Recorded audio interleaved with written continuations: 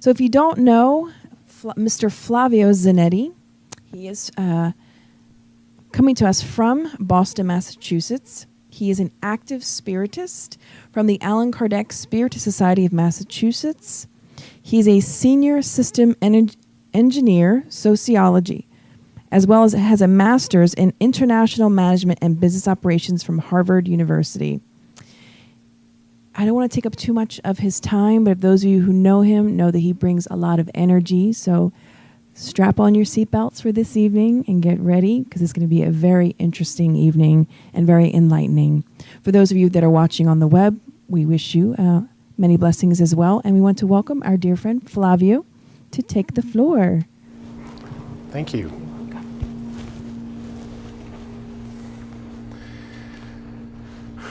Hello, everyone. Hello. Let's do it again. A little more enthusiasm this time. Hello, everyone. Hello. Awesome. Much, much better. So, first of all, I'd like to thank our dear friends Daniel and Kristen and Sarah for the amazing hospitality. I wish I could tell you how much food I ate this morning for breakfast, because it was just unbelievable. Amazing, amazing. Now, jokes aside, they've been an amazing host and hostess. We really thank you for the kindness there. Thank you for your attention and your interest, and utmost gratitude, right? Our deep thanks go to our Creator, right? Our Heavenly Father and Mother God, for the blessing opportunity that we have to look at some of the interesting things we've we've brought to you guys, so we can now learn and really share those moments together. I ask and pray that my mentor, your mentors, can also embrace our hearts, can also illuminate our minds, so we can really focus on the message. Here's what we're going to do. You have about an hour or so to talk, to bring up the topic. But as I know, or as you know, or maybe you know by now, I don't have the greatest voice in the world. So it'll be a little boring to hear my voice for an hour. So you're more than welcome. If there's a question, you may absolutely ask that question. Please raise your hand and ask that question. We'll have some time at the end for more questions. But if there's a topic, I don't really get that, maybe it's not what I thought, please, we can go there throughout the conversation. Let's do it?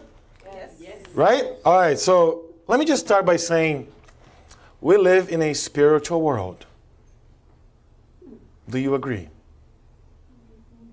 Or do we live in a material world? Both. Okay. So when I touch this wall, it's right, it's material. I can sense, I can touch, right? What about when you, let's say, have a little sensation, maybe an experience you had, I don't really know where this is coming from. What happened here? Maybe you're going, so for example, have you ever thought or happened to you, you're going to work, you always take the same route, the same roads, the same streets, and all of a sudden that day you just change the way you go to work. And then later you get to know that there was a major accident that happened. Have you guys ever done that before? Ever happened to you? Why does that happen? Have you ever been in a place or in a location that go, I actually have been here before. I don't know how or why but I can really resonate with these things, with these pictures. Have you guys been like that before? Yeah. Have you sensed that? Right? So when you look at that, can we say that these are maybe spiritual interventions? Do you agree? Yeah, because, I don't know where it's coming from. It's not mine. It's definitely not here. It must be somewhere else, right? But then let's take a step deeper, right? Because the difference between good and great is effort, right? So imagine a moment in your life that you had an extraordinary experience, like an extraordinary event that happened to you. It could be any event. It could be the birth of a child. That is an extraordinary event, as we know, especially for the mothers, right? It can be something that, oh my goodness, I look at this I can't imagine. Or maybe it's a now moment where you stop and think, wow, this is actually happening to me. How is that even possible, right? Have you guys been there before? Maybe not all of you, but definitely some of you, some of us, right? So I'm going to argue that these are also a spiritual intervention, right? Because it's you don't know where it's coming from, right? You don't know where it's coming from. And even though I can touch this wall, I can really see this is like physical, I can touch it. There are a lot of things that are physical that I cannot touch, right? So for example, the air, where's the air? Can you grab it? You can't, right? So you see there's a presence of something that's telling me to do this or to do that. That's telling me don't take this highway, Flavio, because maybe you should take that one instead. And then you go, oh yeah, I should, yeah, that was great. I'll give you an example. The last time I talked at the SSB, it's been like quite some time, before my daughters were born. I have 2 5-year-old daughters, they're beautiful. Of course, they look after their mothers. And last time I came here, going back east, or north, we left the place and we're driving, this is like 9 o'clock at night. And I don't drive slow, as you can imagine. I speak fast and I do a lot of things right in that same speed. So I was driving back, of course, under the speed limit. Never, never, never. So we were going to enter the tunnel, right? So 95 north, if I'm not mistaken. So when I look, I said, whoa, but after the turn, there's a toll, right? This is before Easy Pass, era. So look, where's my wallet? So I'd slow down to look for my wallet. Like literally slow down to like 40 miles an hour. I was doing like 65 to 40. And I started looking for my wallet. My wife says, oh, it's right here. So, oh, it's great. So when I looked back into the road, I was going to speed up again. The whole tunnel was stopped. 2 cars in front of us had crashed. We were inside that tunnel for 4 hours. Couldn't go anywhere. Never told me that. Yeah. I mean, I try to only tell good stories, right? This is not a good story. Well, it's good because, anyways, had I been driving the same speed without stopping to look for the wallet, I probably would have been in that accident myself. Happened 3 cars in front of us. The 3rd car actually in front of us was the one that caused the accident. Hit the wall, flipped. I mean, there's a very bad accident. So anyways, guaranteed, right? Somebody had asked me, Flavio, look for your wallet. So I looked, right? Does that make me better than you if you never had one of these experiences? Does that make me different than you? To think that God loves me, then loves you, or loves you, or loves you, or loves everybody else? Why is it that? Right? Some of the things that we'll learn in the next hour or so. So a little bit of history, because it's always good to go back to history. So there's some Spiritist ideas since the ancient times. So for example, from the Egyptians, the Greeks, and the Roman mythologies, they all talk to these deities, these gods with lowercase g's, right? They all talk to these folks, right? It's not uncommon to see the pharaohs, all these entities, so to speak, giving counseling, guides, or really advice to those people in those ages, right? Thousands of years ago. So it's not a privilege of Spiritists by all means. Well, of course not. It's not even a privilege of Christians. No, it's not, right?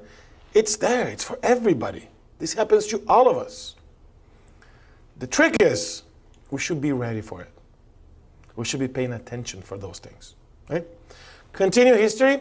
If we go back to scriptures, in this case here we have Moses, right?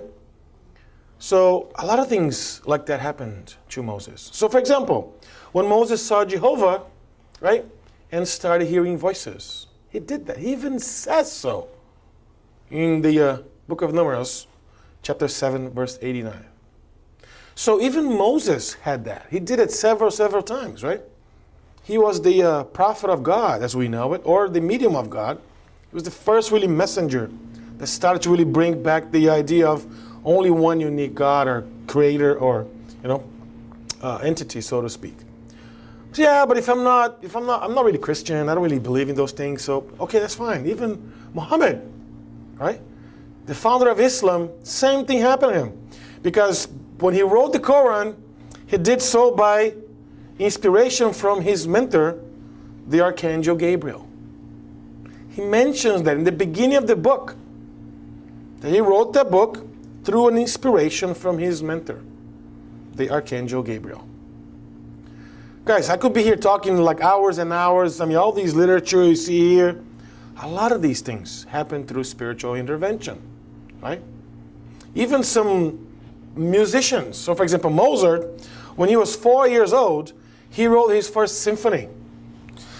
I don't know about you, but when I was 4, I'm not so sure I could even speak. more than a couple of words. Right? By the age of 7, he wrote the entire symphony with all the instruments. Right?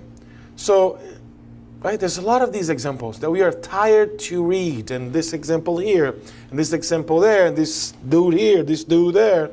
Okay, right? Look at, for example, Joan of Arc. Joan of Arc, she played a pivotal role for the French army, a pivotal role for the French army, freeing her country from the 100 years of war against England, a very bloody war against England. How?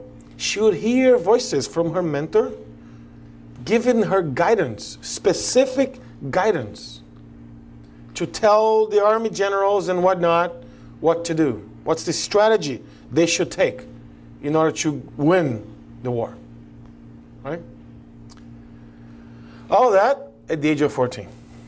So I'm not sure about you again, but when I was 14, I think I was just playing basketball. That's what I like to do, to be honest. Actually, interesting fact that in this war, one of the things that she said, or she actually was the messenger for, was the reason why we drive our cars on the right side of the road and the English territories drive their cars on the left side of the road. Do you know why? Because back in the days, this is, hundreds of years ago, right? Back in the days, the optics were not as developed as they are today.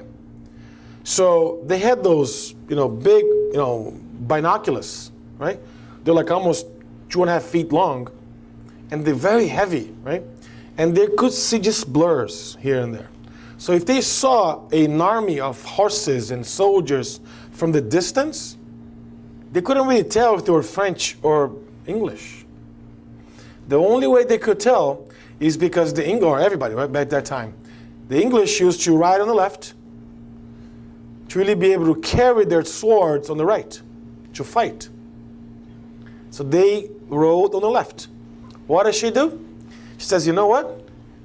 Ask the infantry to ride on the right. Because from afar, they're going to believe you're going back or going to the opposite direction, but in reality, you're going towards them. And that's how we drive our cars on the right. French, United States, and Europe, and the British, they drive their cars on the left, thanks to Joan of Arc. You're never going to forget her now. You may not remember her mediumship abilities, but every time you go back to your cars, thank you, Joanna, you are awesome. I drive in the right side of the road this time. So anyways, back to the New Testament. Since Jesus is our most inspiration, right? Our model and guide for humanity, as we learn from Spiritism, what happened in the New Testament? What are the passages? What are the messages that we hear that talk about spiritual intervention? So, for example, a very famous one that's in Mark, when Jesus himself talks to Elijah and Moses on the mount. But how could he talk to Moses if Moses had already been dead, right, for many, many years?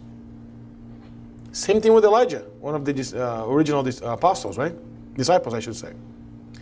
Same thing. Jesus, still with Mark, right? Mark describes that, chapter 5, verse 5 to 9. He expels evil spirits.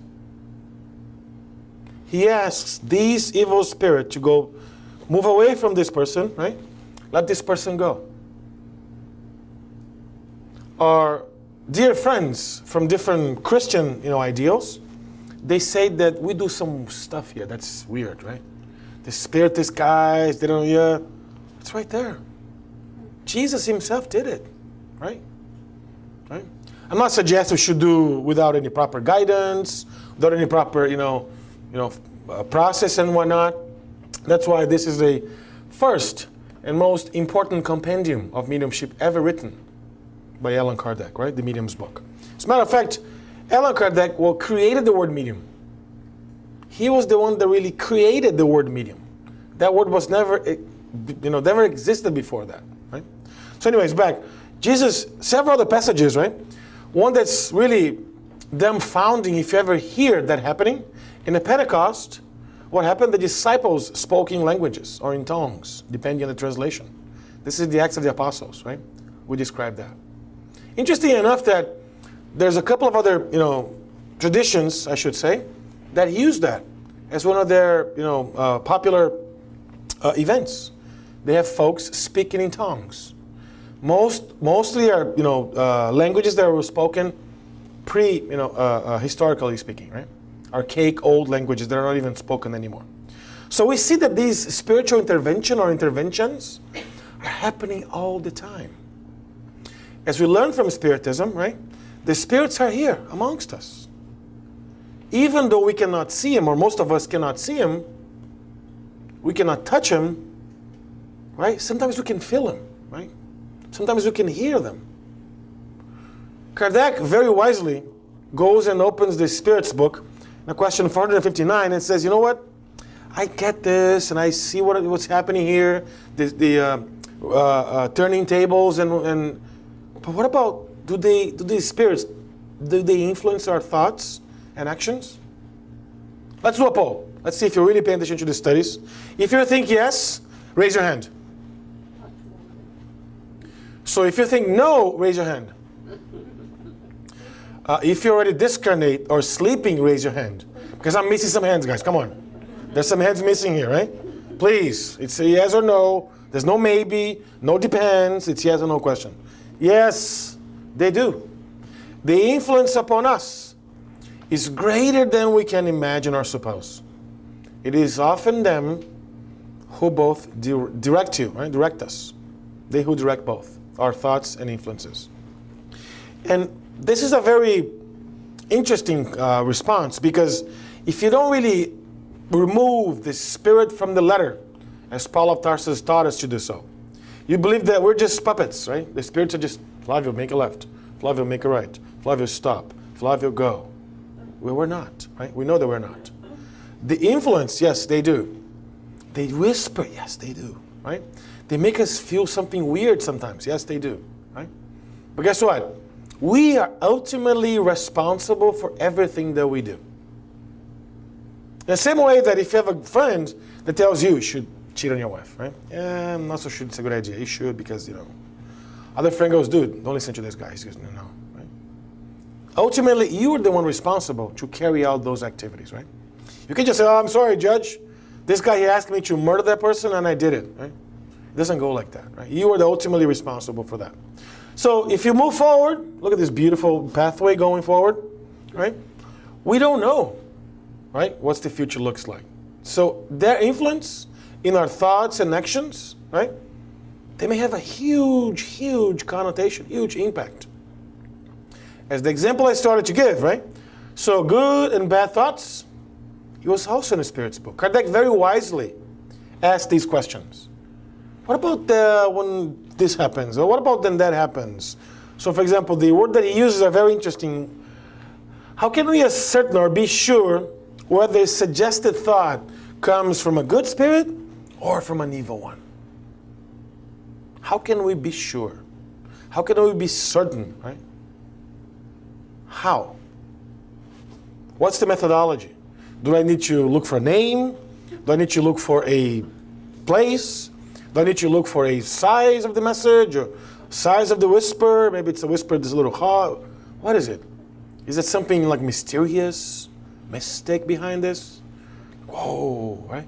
What happens? Actually, there isn't, right? I'm going to bring a cartoon that's very, very simple. Like, hey, should I cheat on my wife? The guy, your friend, right? Should I cheat on my wife? They goes, no. The angel, no, be faithful. The little guy, yeah, the more the matter, yay. And the dog goes, dude, what are you doing, right? Don't listen to any of them. I'm here. Like, forget your attention to these two because they're like fighting to.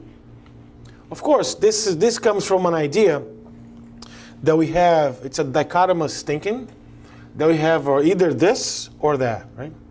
That comes all the way back from Manes, a Greek philosopher from the 3rd century, that started developing these ideas that there's nothing in between. It's either this or that. So it's either good or bad. It's either black or white. It's either you have it or you don't have it. It's either perfect or imperfect. Now the question for you is, how many times in your life it's black and white? How many times in your life it's good or bad? How many times in your life it's like, I'm right, or I'm dead right, or I'm dead wrong? Probably not often, right? I'm seeing like people doing like this. Yeah, no, no. Yes, because it's not often, right? It's more like a spectrum, right? It's more like a spectrum or a pendulum. You a little bit here this time, a little bit there this time, and so for example, most of our Judeo-Christian religions, right, or philosophies, or concepts or traditions, come from Manichaeism or Manas, the Greek philosopher, from third century, AC. The interesting thing is, looking, for example, from our Catholic siblings, right? The idea of a purgatory, which is the in-between, only came up 500 years ago. For the first 1,500 years after Christ came and gave us a message, right? You either go to heaven or hell, dude. I'm sorry, there's no in-between. You either are perfect or you are imperfect. There's nothing in between. So the idea of a purgatory or a place in between that you can really purify your, wrongdoings only came more than 1,500 years after Jesus came and gave us the message. So the Spirits tell Kardec something very, very smart, or wise, I should say. We have to study the quality, right? Study the quality. Why? Because good spirits only give good counseling. There's nothing, special there, right? And then it is up to you to tell them apart. What's good from what's bad. And sometimes, depending on how well we are with our own lives, depending how we're feeling, we may get one idea, one emotion, one whisper, one intuition, one intervention, to go back to the topic of tonight's talk. Yes, I need to do that. Yes, I got to call my sister whom I haven't spoken in so many years. Yes, I have to do this, right? It's important that I do this. They're telling us to do. Guys, imagine, I love analogies because I think it really helps us solidify the information. Who likes any sport here? I love hockey. Can you tell? So, one of the sports that I like. So, every time you go watch a game, maybe soccer or hockey or basketball, any game, right? What happens? You go there and there's usually two teams playing, right? So you either root for one team or for the other, right? So for example, if you're New York Jets or New York Giants or Baltimore Orioles versus the Boston Red Sox, of course the Red Sox is much better than Orioles, but that's beyond the point. So the bottom line is, when you go to the stadium or to the ballpark or to the field, or there's two teams. Imagine you are the player now. You are entering that field, that soccer field, that football field, that, ice rink, whatever it is, right? You enter in there. And there are like 30,000 people. Get the feeling, right? That's why, guys, teams that play at home have higher chances of winning. Because of what? The people rooting for them, right? So, however, we are the players. We have all these spirits that are rooting for us. Yes, Flavio, do the right thing. Don't make a mistake talking up to those folks tonight. Remember what you studied, right? Do that. Go back to your notes. Don't say anything wrong. They're telling us to do these things. They're helping us, right? Are we paying attention? Are we paying attention? Not to me, to them. They're rooting for us all the time. Yes, you can do it. Yes, you can do it. Go ahead. Yes, you can go get that new job. Go to the interview. Yes, you can find the love of your life. Well, you will if you just go out and meet people, right? Because if you're home and don't go anywhere, you won't meet anybody. But that's beyond the point. So anyways, long story short, guys, we have to pay attention, right? We have to do our parts. Yes, they influence our thoughts and actions, but we have to do our parts. We have to be conscientious about the fact that they want to help us. Imagine how many people we made friends in the past. Yeah, we made some enemies too, we get that, right? But just focus on the friends right now. How many friends we made in the past? And they're rooting for us, our loved ones that have already passed, right? Those folks that we loved from the past, they're there, they're helping us. But my life is so hectic, my life is so crazy, I have no idea. It's just ridiculously, and we don't pay attention. We use the excuse of our lives as so busy. Oh, I work so much. Oh, I got to do this. I have a part-time and a full-time and kids. And yeah, but you still are a human being. You're a spirit, right? there are opportunities for you to listen, to pay attention to those things. So different authors say that in different ways.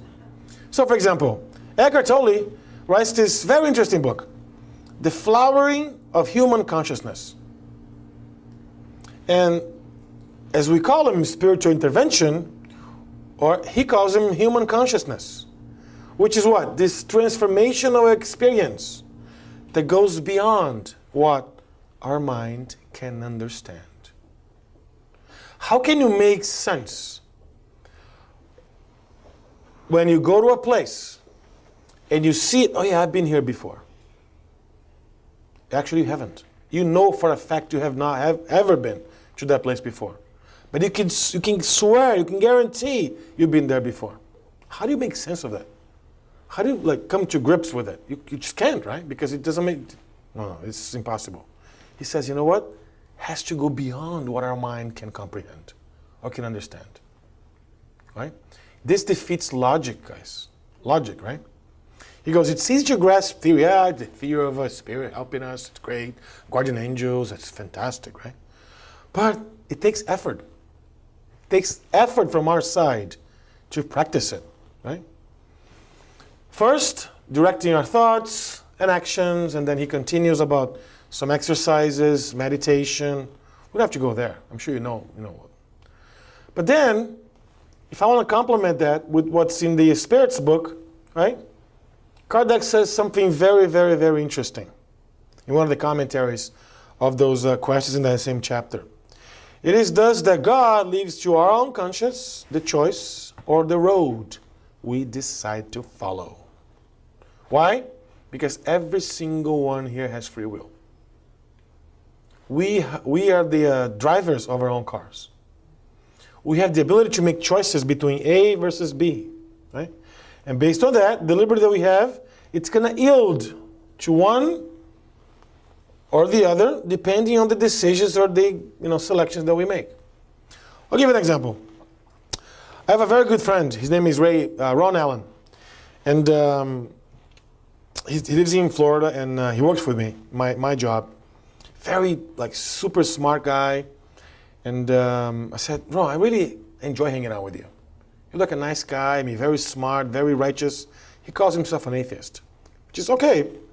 I say, you know what? But I know you have some interest in, because he always asks me, what is this spiritist thing you go do all the time? You go there and travel here and talk about that. And so he sees my Facebook and goes, yeah, I actually go. I mean, I love it. I love it, right? I have a lot of pleasure doing that. I'm hoping to make a small difference in people's lives by sharing what I study so carefully.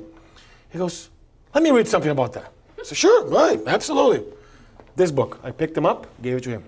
Let me do this. Since you asked for it, right, I want you to read from cover to cover, and we can talk about it. Take as much time as you want. I don't care. I want you to read from cover to cover, from start to finish. Then we can talk about it. He goes, okay, deal. Shook hands. There you go. 6 months later, I mean, we talked about the things at work and all that, but 6 months later, he goes, hey, you have a minute? I said, sure. We met at a conference. Remember the whole Spirits book you gave me? I said, well, yeah. Sure. How was it, dude? Did you like it? It was good? He goes, yeah. Like this face. Yeah. I liked it. Sort of. I was like, okay. What do you mean, sort of?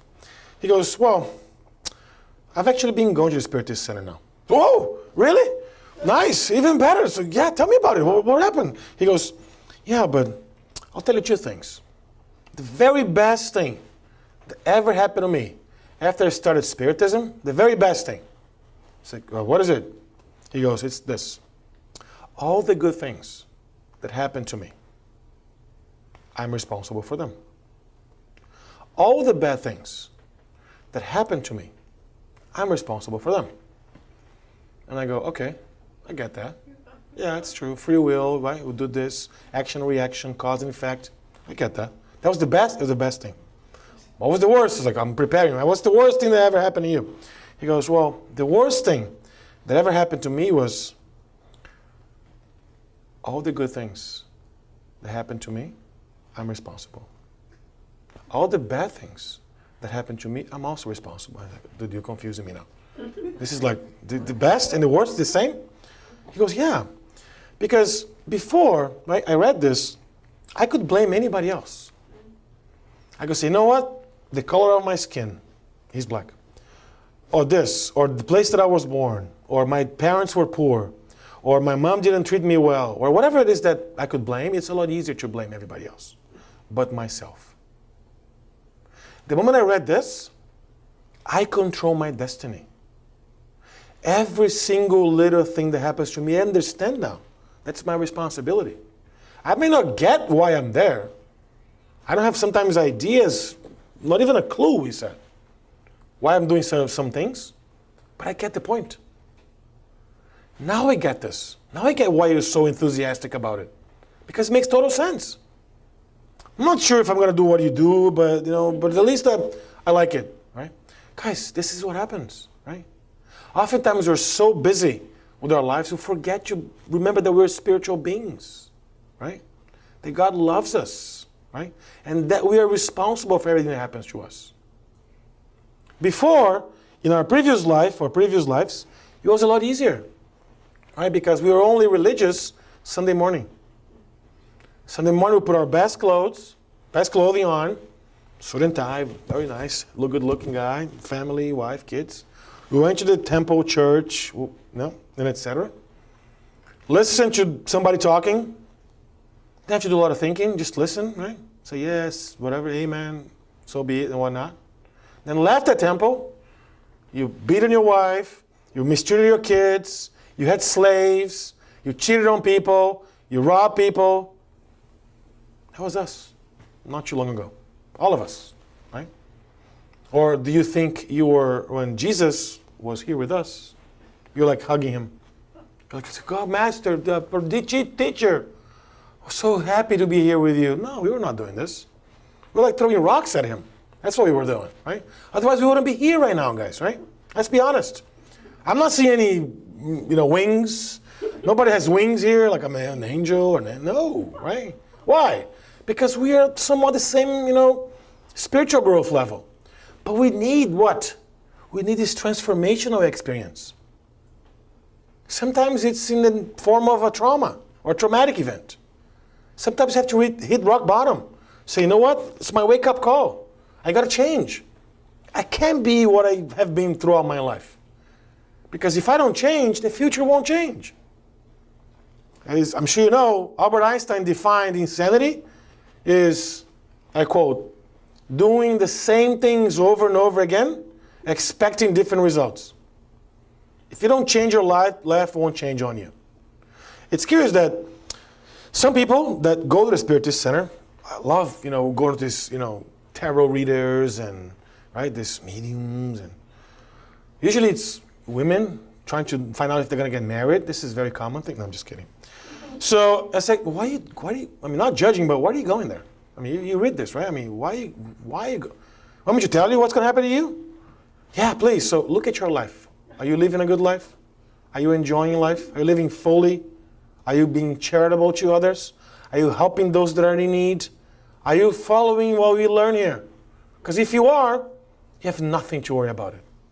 Nothing to worry about it. Is it easy? No, by all means. I'll tell you why.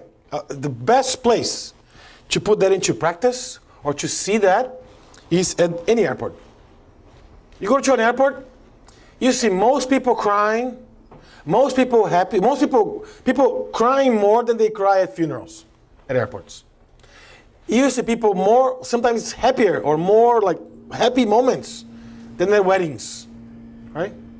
So if you don't really see or take a look at some people watching, go to any airport and just observe, right? Especially if you're on a plane and the plane starts with a little turbulence. Then you see who really believes in the spiritual intervention or not, right? So there are those that can even move anything. I travel a lot for work, so I see a lot of these things all the time. Oh my goodness, what's gonna happen? It's fine, man. Just come on, it's fine. So, oh my goodness. I mean, I have people like held my hand before, they hug me, like no reason, right? I'm gonna die. No, you're not. Don't worry about it. It's gonna be fine. Why? Well, you gotta believe what you do, right? If you spend a lot of time, right? I'm an engineer by training, So how much time I've spent through Spiritist, readings? I don't even know. It's so many, right? Many, many, many hours. What does that entail? At least, dude, please put something to practice, right? Come on. At least something to practice.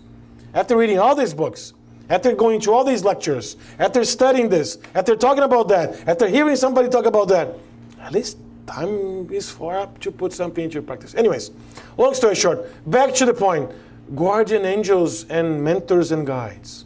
We all are assigned one of them when we're born, right? But the challenge is, because of some of our sometimes vanity, I'm like the best in the world, right? I don't really care about you, and you can do something else. And they're trying to help us, guys. Their task or their activity is to help us throughout our incarnation. But sometimes we're so busy living that we forget to pay attention to them, right? So they have a high degree, as we know and learn from Richard Simonetti, right? A high degree, right? Higher than our degree, of course, of spirituality that is associated with us the moment we are born, right? As we know it. Their mission is to protect us, to give us advice, to give us counseling, to give us some peace sometimes, right? Let's be honest, it's not easy to go through a job interview. It's not easy to maybe meet somebody new and start feeling those butterflies in your stomach, right? It's not easy. So we need some help. They are there to help us, right? So let's be a little more practical, right? Because the time is, only have like 2.5 hours more to talk. So how does the influence happen? How does that happen to us?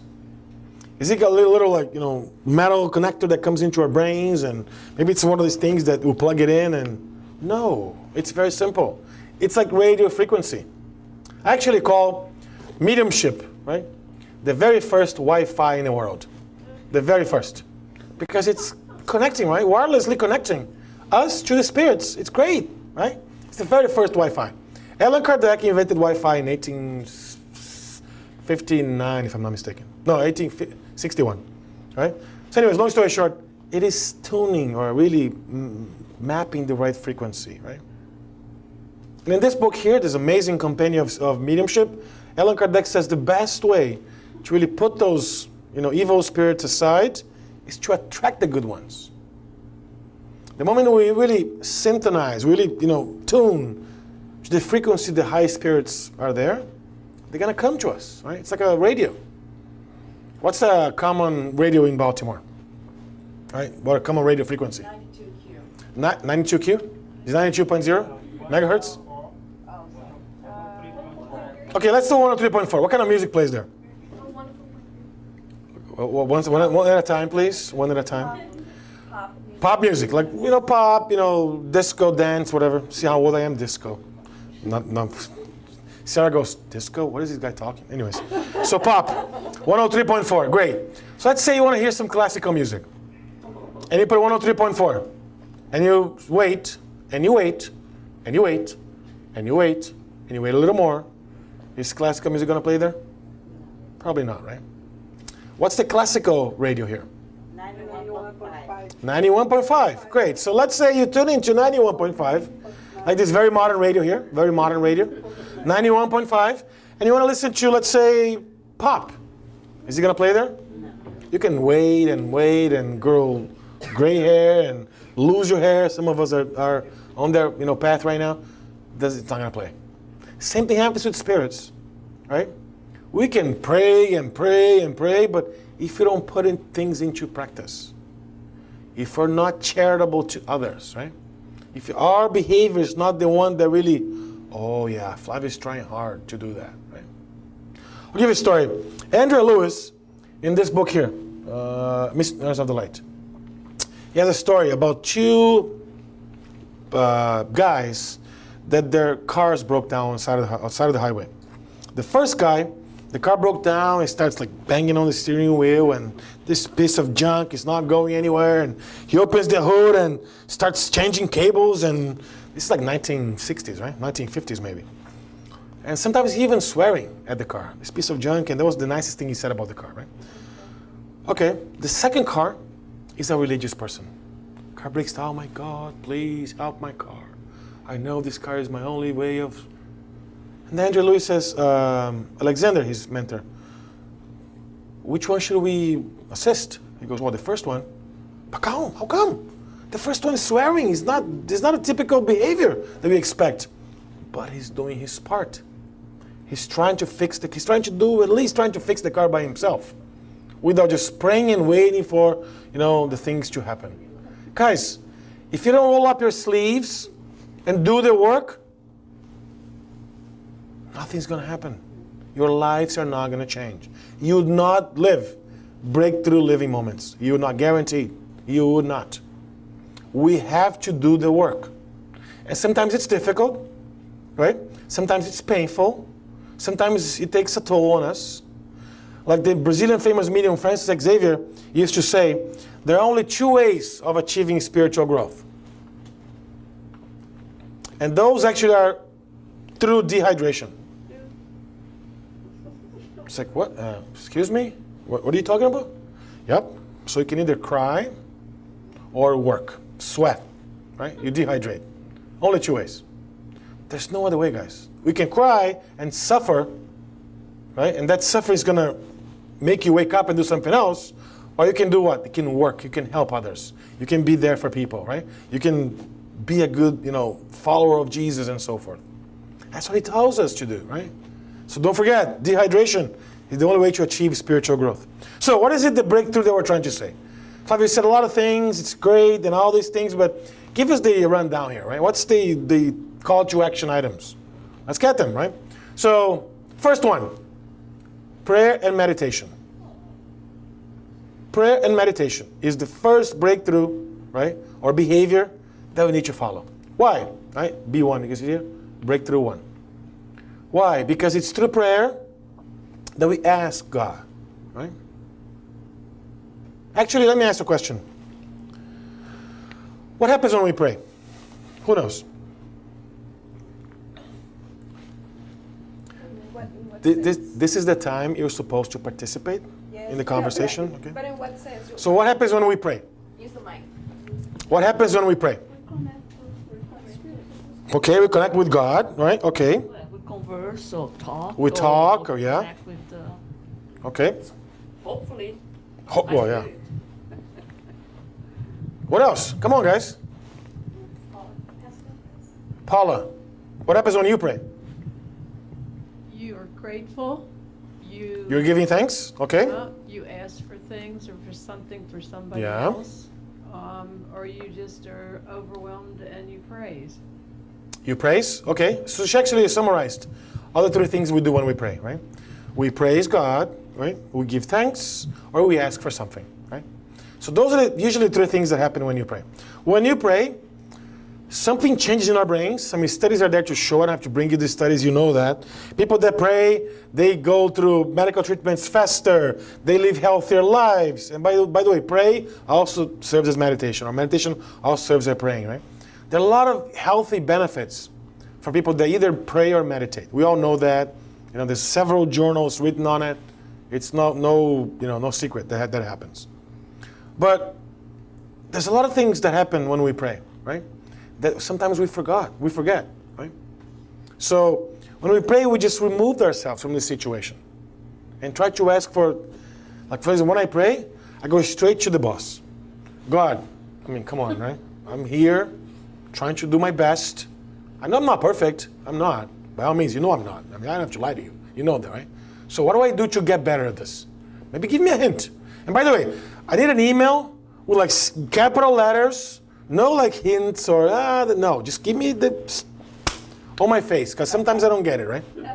Sometimes I don't get it. Don't give me like, this, no. I need it in English, plain English, capital letters, blinking orange, so I don't miss it on my emails, right? So have you missed that email before? Yeah, I sent you an email last week. Okay, let me take a look, right? So I don't want to miss that, right?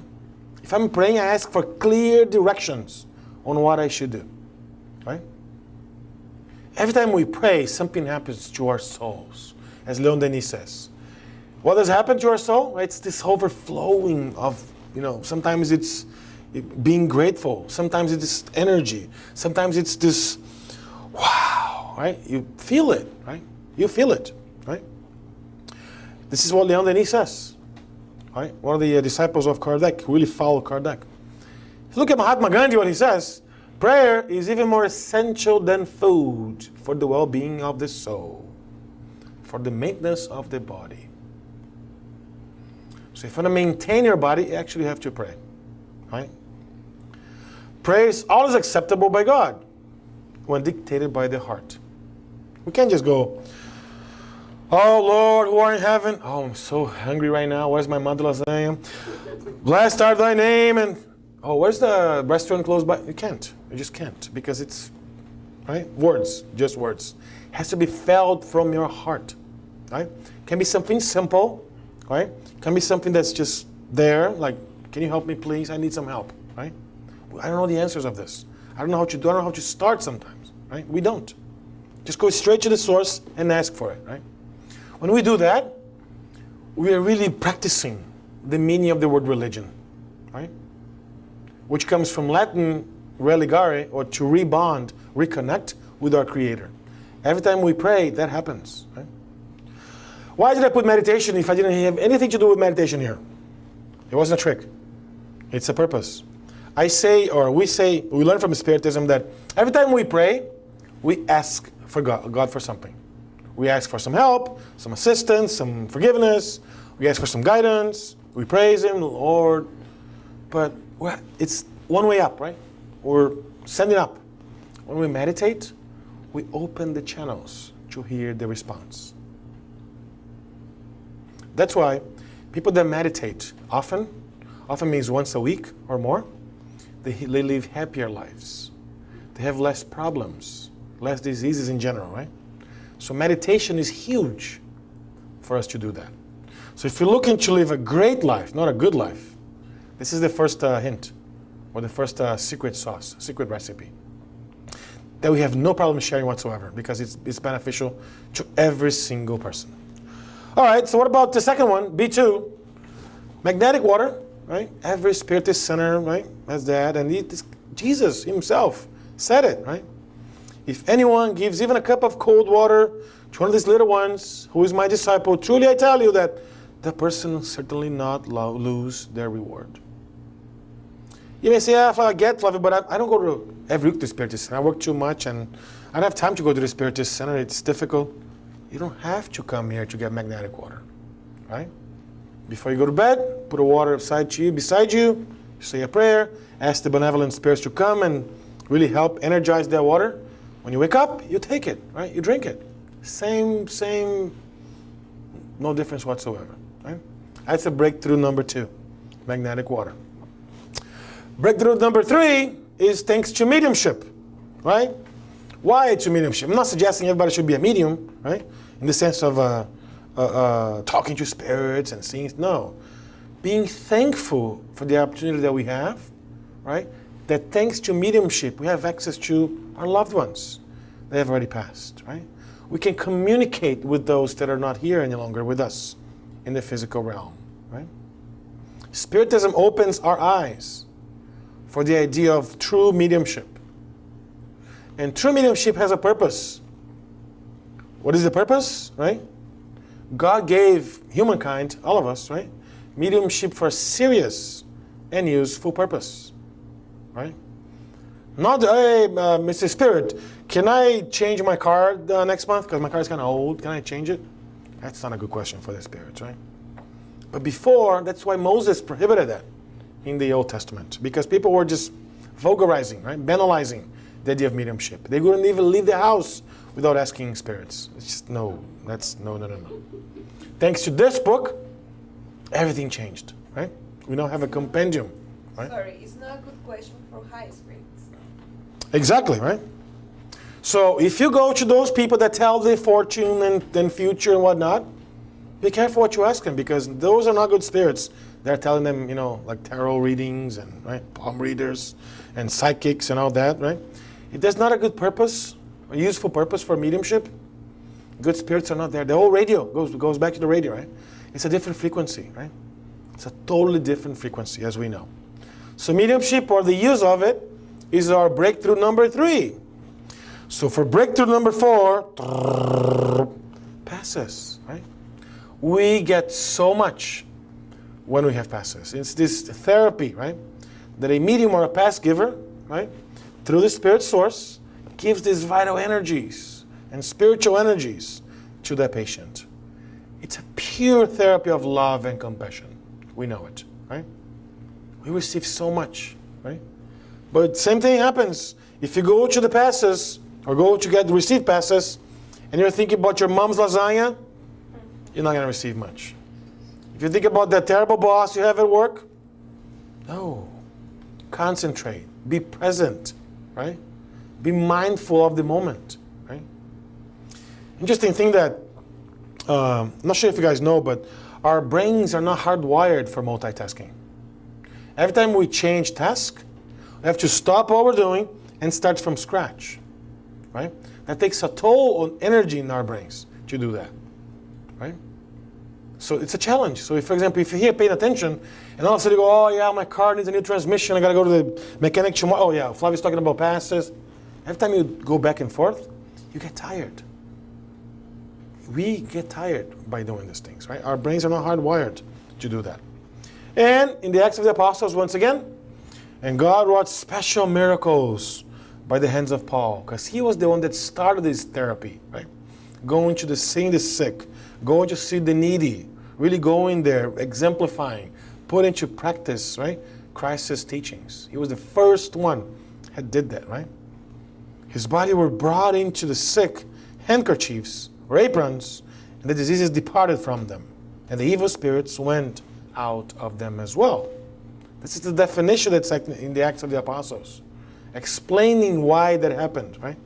What was the reason for those? So, I gave you 4 breakthroughs. Let's revisit them. The first one was? Prayer meditation. Second one? Water. Magnetic water. Third one? Mediumship. Fourth one? Passes. There's a fifth one. There's a fifth. And that fifth, I'm going to bring a story to really tell what that breakthrough is. Allow me to share the story of this person here. His name is Ronald Cotton. Ronald Cotton lives in North Carolina, the city of Burlington. It's outside Greensboro, 1 hour or so away from Raleigh, the capital. In 1984, Ronald was picked up by the police because Jennifer, a white woman, right, going to college, Elon College, or now Elon University, she has been raped that same morning, 2 o'clock in the morning. He was the one that they thought was the perpetrator. The police locked him up, put him into jail, charged him, and Jennifer goes into the lineup and picks on him. Yes, he did it. He didn't do it, guys. He did not do it, right? He did not do it. So long story short, she sees it. She's happy because she believes he's the perpetrator, right? He goes to jail. He gets life in prison without parole. This is in 1984. If you think the time is tough right now in our country, this is 30 plus years ago, right? In the South, he's black, she's white, right? A lot of things happening to there's a lot of issues with the case, the detectives and whatnot. So he goes into the serve his sentence, right? Super devastated, of course, right? Imagine if you were a man and you were charged by a crime you did not commit. You wouldn't be happy, right? The last thing you'll be is happy when you're in jail, right? I'm not sure if you've ever been to a jail or a prison. That's not a good place to go, right? It's not fun. We luckily had the opportunity to go and do some volunteering work. There's so much need going on in the prisons today, right? So anyways, back to Ronald's story. He's there, and he's trying to find a way to appeal the case. But got denied a couple of times, right? 10 years go by. He ended up meeting this guy, right? This guy that he ends up meeting is the perpetrator that raped Jennifer. He tells him the story. And even jokes about him. Oh, you're paying the crime that I did, blah, blah, blah, blah. Starts bullying on Ronald. right? So he talks to the warden, talks to his lawyer. He gets a new trial. 10 years. This is 1994. He gets a new trial. Jennifer goes there, picked him up again. It was him, I'm sure.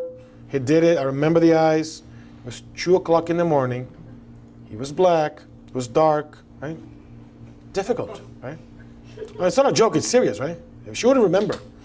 The traumatic event is so harsh on a woman of being sexually abused. She would not remember these things. It's impossible to remember, right? Biologically impossible to remember. So anyways, he goes to the second trial. What happens? He doesn't get released. He gets the death penalty this time. 10 years after that. When he got the death penalty, he says, that's it. I'm dead. My life is over. That's it. Can't do anything else with it. I just cannot do anything else with that, right? A couple of years go by. He bought a shank, a prison knife. He wants to kill the guy who did his crime. This is true story, guys. I'm not making this up, by the way. This is true story. It happened. I met him in person. And Jennifer. So he planned the assault. The guy's working the laundry. It's a typical movie. I mean, movies are not done for no reason, right? Typical movie script. So he's going to kill the guy. Before he does that, he asks his father, who is a Baptist pastor, to come and talk to him. Dad, I want you to come here to this week because next week I have something I need lined up for me to do. I gotta, have to come here. His dad comes in, and he starts telling his dad his plans. There's nothing else I can do. I'm already dead. Death penalty. They're gonna kill me anytime, any day. So here's what I'm gonna do. His dad says, no, my son. I did not raise a criminal. You are not a murderer. I have no idea, but you have to forgive. Forgive my son. That person who's bullying you for the crime that you did not commit. Forgive Jennifer, right? Because she didn't know any better. She went through so much trauma that she doesn't know any better, right? And God has a plan for this. Must have a plan for this. Miscarriage of justice, right? How would you feel if you were Ronald? How would you feel if you were Jennifer, right? Then Jennifer starts realizing that maybe she didn't really pick the right person. Starts to realize that, right? She goes in and engages the Innocence Project, which is a project that they try to help people that are, wrongfully incriminated, right? And thanks to DNA, he gets exonerated because they proved that his DNA wasn't in her, clothing and whatnot. So 14 years after that, 1998, he's leaving prison. He asks his lawyer, he wants to meet Jennifer. Jennifer asks her lawyer, she wants to meet him because she wants to ask for forgiveness. She didn't do that on purpose. She didn't put him in behind bars on purpose, right? He wants to see her, right? So, would you do it? Would you see him or would you see her? They did see each other, right? They went to a neutral place. The same day he left prison, he wanted to see her first. So they went to this place. Both lawyers brought him there. And when they saw each other, they couldn't stop crying. They were sobbing. And they hugged each other for 27 minutes. I'm not sure if you have hugged anyone for 27 seconds, but that's not an easy thing to do. Imagine 27 minutes, right? They hugged each other. He forgave her, right, for the things that she did. And what happens after that? She already had a husband, a son, right? They decide to do something. They decide to go out there, all over the country, doing what? Rallying, this is the book, by the way, Picking Cotton. Rallying against the death penalty. Universities, everywhere. 60 Minutes, Harvard Law School, everywhere. They travel all over fighting against the death penalty. They've become best friends. He godfathered her 2 kids. She has 3 kids now, right? They're true best friends. Look at this picture. I love this picture. Not this one, the second one. Look how she's happy and touching him. These are true brotherhood, guys. Thanks to forgiveness. Right? Thanks to forgiveness. This is the breakthrough number 5. Without forgiveness, you're not going to live great lives. I'm sorry. If you don't forgive, if we don't forgive, we would not live great lives. We'll live decent lives, good lives, but not great. This is a phenomenal example, right? We have no idea if they planned this in a previous incarnation. We have no idea what happened to those 2. I had the privilege and the honor to meet them in person. Amazing folks. Amazing people, right? They're committed to the cause. They're fighting against death penalty, right? Amazing, amazing people, right? I asked their permission to share their story. They said, yeah, absolutely, right? So the 5th breakthrough is really forgiveness, right? But my call to action for you guys is don't wait for something traumatic as this for you to practice forgiveness. Don't, right? Small deeds. Plant some seeds, right? Do something small. When you go back home today, call a family member you haven't spoken in a while, right? Maybe think about how you're going to treat your employees tomorrow, right? How you drive your car. It's not a weapon, it's a tool, right? Small things, every day. Small things, right? If you follow these 5 actions, right? What are they again? Do you remember? Prayer, meditation, magnetic water, passes, mediumship, and forgiveness. Small things. God doesn't expect us to be Mother Teresa next year, or next month, because we're not. As I joked about it, there's no wings in anybody here, right? There are no wings here. But He's expecting us to do small things, right? To be today better than we were yesterday. To look for tomorrow better than we are yesterday. To read all this great literature and start putting things into practice. This is the call to action, right? I truly hope this has been inspirational for you guys. And let's follow these 5 breakthrough steps that very good chances every one of us will live amazing lives. That's it. Thank you so much, guys. Thank you. Thank you, Flavio. That was awesome. We want to take a few minutes to open up for questions or comments. But please use the mic. Questions or comments? So if you don't, Always do. Go ahead. Yeah. Well, I was going to go, but you can't hear us. Yeah, no, please. Please, go. You. I always go first. That's okay. come on. Thank you, Flavio. Thank you. Wonderful lecture. Perfect. To the point, it's great for us, I feel like for us who've been, studying Spiritism for so long, to continuously hear these messages and reminding us the need to read these books, because it's so nice to read romance novels, but the core of Spiritism, it's something I really enjoy just listening to. And I can't believe it's been an hour. Did it go fast for everybody else? I was like, you just talked for 5 minutes. Thank you so much, Flavio. Thank you guys for having me. It's an honor to be here, talking to you, sharing these interesting topics that we so carefully picked, because they're so important, right, for our lives. Yes, you're gonna say something, please. Don't be shy, guys.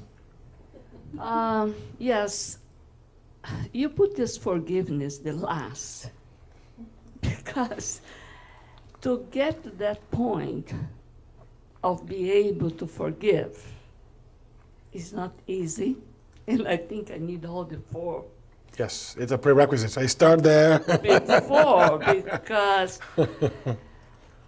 I don't know if it's an easy way to say, well, we need to suffer in order to then try to react in something, because we suffer. But tell me, it's not easy, right? So, And to go back to each one of those, of course, some of them you may say it's automatic, which it doesn't work well, but we do it more than. yeah. And the other item that I feel is tricky there is the mediumship. So I want a little bit of. A little more meat? Okay, that's fine. Feel better So, with this. Is everybody okay with prayer and meditation? That's a given. We come here. This is not our first life in a Spiritist center. We know the importance of it. How to we should pray every day, meditate as often as possible. We got there, right? This is a given. Same thing. Magnetic water, it's energy. We can get the spirits come there. They apply the energies that we need, right? It rejuvenates our soul and all that. It's a given. Mediumship is not a given because oftentimes we forget about mediumship, right? Not that, I'd love to be a medium. No, that's not what I meant. What I mean is we have the tools, right? And the capacity to, for example, all these books, or most of these books, I should say, were written through mediumship or thanks to mediumship, right? And by leveraging that, either through literature, either through, hey, I'm going through a difficult time. Right? I'm sure there's some, a prayers book here that you guys do at the center. There's some, mediumship activities, right? These obsession activities that happen, right? You may not be there present, but there are some services that Spiritist centers offer to folks, right? So when you look at all the facets or all the what's the word I'm looking for? All the angles of mediumship, right? First have to be grateful for it. Because thanks to Allan Kardec, we understand the real purpose of mediumship. We just don't use it for no reason, right? We use it to enable ourselves, to learn, to better comprehend what we're doing here, where we come from, where we're going. That in itself is huge. It helps us really understand what we're doing here, right? And by the way, this is a question that's been throughout the millennia, right? It's a philosophical question that everybody asked. Who am I? Where I'm going? Where do I come from? And Spiritism answers this question, right? So it's huge. When you stop to think about that, we have to be very grateful first because we have the answers already. And a lot of people are, right, having difficulties trying to answer that. That's mediumship, the way I see it, the way we see it. Also, there's a potential opportunity, right, for those who are, ostensive mediums to help, to volunteer time, to, help others, right? All these spirits that need some help and counseling and guidance, they can do so through Spiritist centers, right? So imagine, for example, if I asked you, who is your obsessor? What would you say?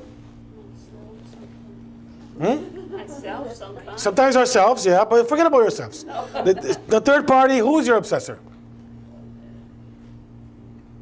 So usually or often is somebody that we disappointed, somebody that we let go, somebody that we let down, somebody that we humiliated, somebody that we did some awful things. I don't want to get into that right now because that's not the point. But it's someone that there are no real victims there, right? Our obsessors are those spirits that they're waiting for a small opportunity. Because guess what, guys? Obsessor spirits are not, obsessing us for nothing. I'm going to go and see who is my next victim. Yeah, you, Flavio. I don't even know you, but come here. Right? No, right? There's a connection there. And mediumship tells us that connection, explains to us that connection. Removes the victim, right? Label that. Remember my friend Ron Allen? There's no victim here, guys. Nobody's a victim. In the world, there are a lot of injustice. Yes, there is a lot of injustice. In the world, a lot of unjust people, right? People that are like evil, they're bad, they're just, look what happened in Charlottesville a couple of weeks ago, right? I mean, there was a lot of bad stuff happening. But nobody is unjustified. Everything that happens to us, right? There's a reason. We learned that through Spiritism. We learned that thanks to mediumship, right? So by having access to this, our lives, at very least, should be better. Because we have knowledge, and we can apply that into our own lives. That's what I meant by mediumship. And of course, forgiveness is the ultimate, right? Because I personally believe, that the true, most important message from Christ was forgiveness. hands down. Remember when he was there at the cross? His last words? Father, forgive them, for they do not know what they're doing. Right? After suffering everything that he suffered, after going through everything that he went through, right? He asked our Creator to forgive them, the criminals who were crucifying him. Right? That should be our behavior as well. Are we there yet? No. But if you don't practice every day, it's like a muscle, right?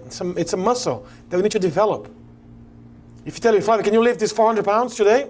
Definitely not. No. But if I train, if I go to the gym every day, if I lift weights, maybe in 2, 3, 4, 5 years, I'll lift it up. That's us with our spiritual growth. We have to practice. Every single opportunity, we have to practice. There's a book, I don't see it here. Actually, no, I don't see it here. It's not very well read, even among Spiritists, called What is Spiritism? Do you have it here? Somewhere, somehow, it's hidden. Ooh. So in that book, Allan Kardec defined who is a Spiritist. Is a Spiritist someone that comes to the center every week? Someone that gives talks? Someone that gives passes? Who is a Spiritist? And the answer is, the comment is very simple. The definition is very simple. We can recognize a true Spiritist by his or her moral transformation. The efforts that person has or makes in order to control or to eliminate all the inclinations or wrongdoings. So if we live those lives, every day, exercise, right? We're going to achieve breakthrough living. I'll give you a very simple example. I love this example because it happened to somebody that I know. Imagine if you are at work, right? And somebody makes a bad joke about women or about these people, those people. Maybe it's your boss making that bad joke, right? Nah, I'm not going to speak up because if I speak up, they're going to fire me. So I get that. That's fine, right? You need your job. That's one thing. But imagine if you're at home, and you throw a party for your close friends. And in that party, somebody that you invited or didn't invite it starts saying some bad things about women or about maybe gays or about black people, right? What do? Oh, I'm not going to disappoint that person. It's a party. I'm not going to say anything because that person may be mad and may become mad. And it's your house. It's your own house. You control who comes in and who goes. It's your house. How many times we miss opportunities to do the right thing? Joe, I'm sorry. Please don't make those comments because it's not good. They're not right, right? I like for you not to make those comments. They're just not good, right? If John doesn't like it, so be it, right? It's sad to say that most people don't say these things. Very sad. And they let others get so disappointed, so offended sometimes in their own houses. That's not how you live a breakthrough living. Christ asked us to live yes, yes, no, no, not in between, right? If we truly believe that there's no difference between men and women, gays and heterosexuals, there's no difference. We all have different, situations in life, right?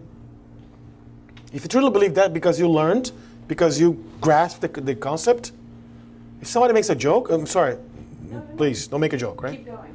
Don't make that joke. Small things like that, right? Small things that really help others. That's how we achieve breakthrough living, right?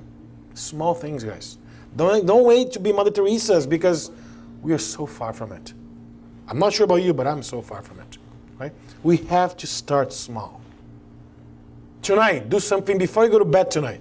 Maybe a prayer to someone that needs some help. Small things. Small things. Does that help? Paula. Paula, hold on one second, Paula. Hold on. Any questions from the internet? Actually, we do have a question from the internet, and I'm going to relay it. No, you. Okay. All right. So Julie Vieira from the internet says, so since prayer is important for the body, how come some people who do not pray, how can some people who don't pray still live well? Okay, so if living well means you live a good, healthy, balanced life, right? That's my assumption about living well. Allan Kardec himself mentioned in his Spirit's book that the best prayers are good deeds, right? So we are, right, what we do. Even if, quote unquote, you don't stop and pray, as we know how prayer is, right? There are major benefits. My question back to Julie is, if you think that person lives well, imagine if that person prayed. That would be a breakthrough living, right? Even more so. Yes, prayer is important, we know that. But even more important are good deeds.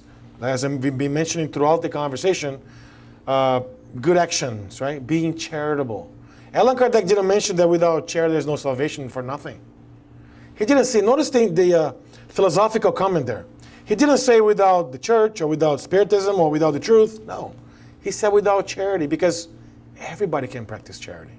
Even if you call yourself an atheist, like my friend Ron Allen used to. He's a great guy, right? The more good deeds we do, right, the better we get. The more the muscle is trained. The more opportunities that we have, and right? Paula.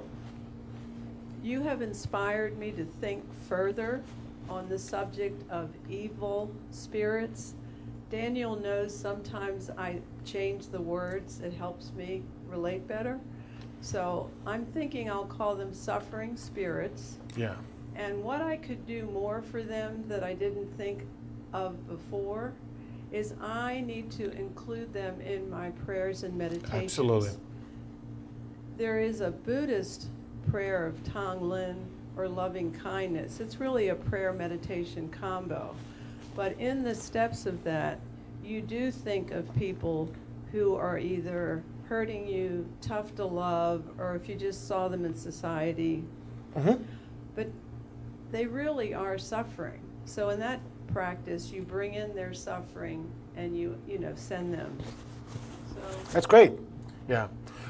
Back to my comment before, right? So who are our obsessors? Who are these suffering spirits that are trying to influence us? Those are the spirits that we disappointed in the past, right? So we have a connection there. No spirit for no reason is going to come and start, influencing us, right? There's definitely a connection there. It's the radio, right? If you don't put the 91.5, right, the classical radio, you won't hear classical music, right? You won't hear pop. That's it, right? That's why, yes, it's important. The reason why I use good spirits and evil spirits is because the author uses those words. I get your point. And sometimes when you use evil, people pay more attention, right? It's a call to action there, right? But I get what you're saying. I agree as well, right? Any more questions? Can I help you with anything else? Questions or comments? I don't know if it's Oh, the go topic. I heard one speaker from Brazil say that each 9 minutes we kind of emancipate ourselves, talking about being here and the physical and the spiritual. You talk about the influence, but can we actually emancipate while, for instance, I'm doing something automatic? Driving, for instance, or that's how comes this inspiration somehow. How I get it. Yeah. Do I need to be a little bit emancipated in order to connect and feel the inspiration better? Because this seems so often, each 90 minutes we're able to. I don't know about that. What we learned from Andrea Lewis is he calls him soul emancipation is when we go to bed, when we sleep, right? Yeah, but when we sleep, there's the whole emancipation. While What we learn from Spiritism is we are always connected, right? So we're always connected with this, mesh of networks of connections with different spirits, right? And what's going to dictate which ones are going to connect with us are our thoughts, the way we, behave, our deeds, right? Our without our mask, right? So I don't know about every 90 minutes, but what I say is we're always connected. And I agree that for you to feel more, to perceive those intuitions or spiritual interventions, you have to be more aware. That's what Eckhart Tolle mentioned about this transformational mechanism or methodology, right? That goes beyond logic. You have to be open to it, right? You can't be just focused on your day-to-day stuff because you will not feel, you'll not experience that, right? Does that help? Mm-hmm. Any last comments or questions before we transition? Okay. Flavio, thank you. Thank you so much. May God bless us all. Thank you.